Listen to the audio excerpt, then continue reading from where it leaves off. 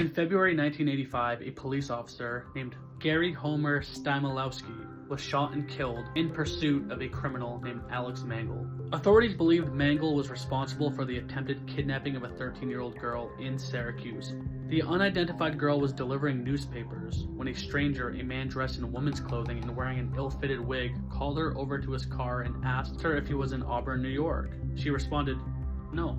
When she began to walk away, the stranger pulled out a weapon and shouted, "Get in the car or I will kill you." The girl ran away and took cover, escaping without injury, upon which the assailant drove away. So after attempting to kidnap this young lady, killing a cop, Mangle was on the run and the police wanted him bad. In February, Toronto law enforcement officials saw Mangle outside a shopping mall.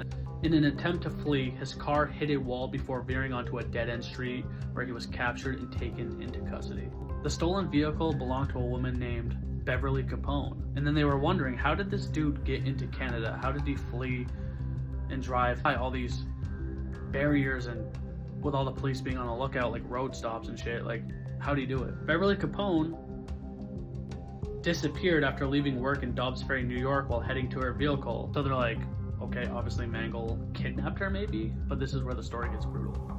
Inside the car, a woman's scalp was discovered, as well as the cop that was killed, 38 caliber service revolver. So yeah, Mangle did end up kidnapping this woman, killing her, and on the drive from New York to Canada, he wore her skin over his body as a disguise.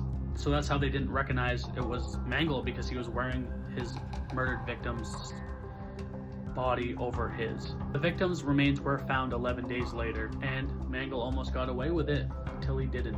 What a chump.